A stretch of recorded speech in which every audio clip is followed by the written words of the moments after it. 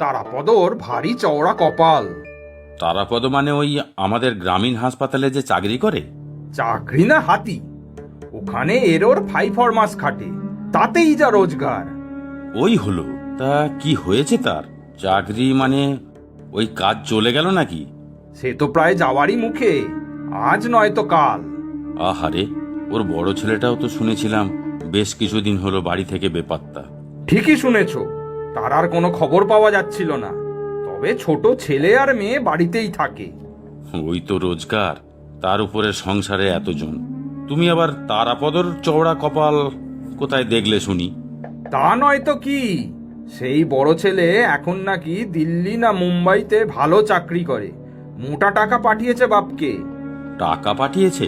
তুমি ঠিক জানো? জানবো না, খোদ পোস্ট অফিসের লোক বলেছে মানি অর্ডার এসেছে। তাহলে তো সত্যিই তারাপদর কপাল খুলেছে।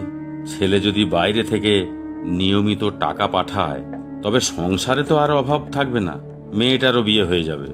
তাই তো মনে হচ্ছে।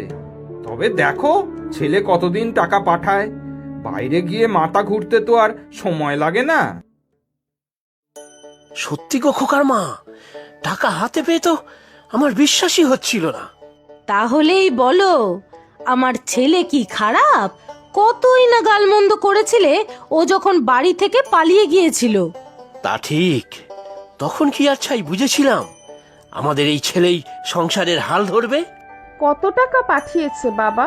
তা নেহাত কম নয়, 15,000 টাকা। উফ, তাহলে তো দাদার রোজগার অনেক বেশি। ইস, দাদা যদি আমাকে ওখানে নিয়ে যেত কত আরামে থাকতাম। থাক, হয়েছে হয়েছে, কাল থেকে আবার স্কুলে যাবি। তোর বাবা গিয়ে স্কুলের মাইনের বাকিটা দিয়ে আসবে। আর আমার কলেজের? ব্যাস ব্যাস, অনেক পড়া হয়েছে, এবার তোর বিয়ের ব্যবস্থা করতে হবে। কতদিন আর দেরি করব বল? ঠিক বলেছ খোকার মা, খোকা যখন টাকা পাঠাতে শুরু করেছে তখন মুন্নির বিয়েটা দিয়ে দিতে পারলেই আমার শান্তি। বাবা, আমি এখন বিয়ে করব না, নিজের পায়ে দাঁড়াই আগে, তারপর। কে বলেছে তোকে নিজের পায়ে দাঁড়াতে? ভাই যখন রোজগার করে পাঠাচ্ছে তখন তোর আর কিছু করার দরকারই নেই। বিয়ের পরে শ্বশুর বাড়ি গিয়ে ঘরকন্যা সামলাবি, ব্যাস। আর কি দরকার?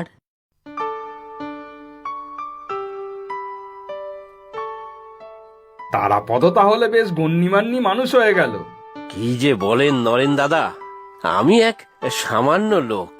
তা কেন হে? তোমার ছেলে বাইরে গিয়ে রোজগার করে মোটা টাকা পাঠাচ্ছে, তোমাকে তো আর পায় কে? সবই উপরওয়ালার দয়া, না হলে ছেলেটা এত কম বয়সে অল্প পড়াশুনো করে এত ভালো রোজগার করে কিভাবে? তাই তো ভাবি, সবই কপাল। না হলে তোমাকে রোজ দেখতাম হসপিটালে এর ওর 5 মাস খাটছ, আর এখন। তার ছেলে প্রতি মাসে টাকা পাঠাচ্ছে তো, নাকি একবার টাকা পাঠিয়েই খালাস? না না, প্রতি মাসেই তো পাঠাচ্ছি, তবে কখনো একটু কম, কখনো বেশি। তা ছেলে করে কি তা জানো? কোনো অসামাজিক কাজকর্মে আবার যুক্ত নেই তো? যা দিনকাল আজ, তাতে হঠাৎ করে এত রোজগার।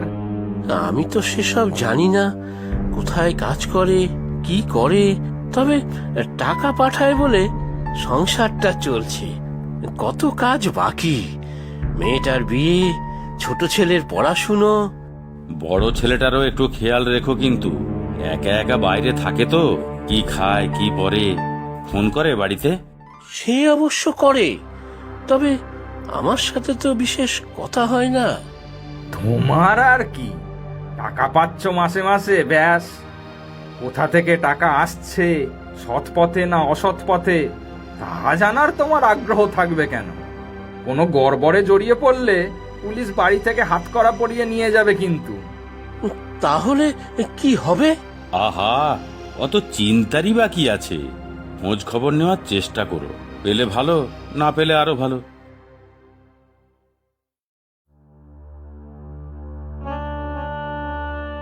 কি গো, কি হয়েছে? শরীর খারাপ নাকি? না, শরীর ঠিক আছে, তবে বড্ড চিন্তা হচ্ছে। কিসের আবার চিন্তা? মেয়ের বিয়ের? না, মুন্নির বিয়ের কথাবার্তা তো অনেকটাই এগিয়েছে। এবার পাকা কথা বলে একটা দিন ঠিক করতে হবে। তাহলে আবার কি চিন্তা? চিন্তা খোকাকে নিয়ে। কি এমন চাকরি করে বলো তো যে মাসে মাসে এতগুলো করে টাকা আমাদের পাঠাতে পারছে? ও মা, সেসব জেনে তুমি কি করবে? টাকা পাচ্ছি ব্যাস, আমার ছেলে আমাকে টাকা পাঠাবে, তাতে কার কি? কে আবার তোমার কানে কুমন্ত্রণা দিচ্ছে বলো তো?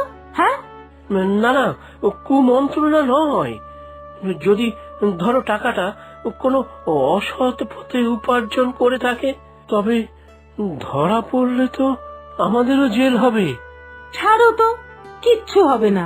তুমি মুন্নির বিয়ের সব বন্দোবস্ত করো, আমি এদিকটা সামলাচ্ছি, কেমন? বিয়ের পর তুই চলে যাবি রে দিদি, আমার কি হবে বলতো?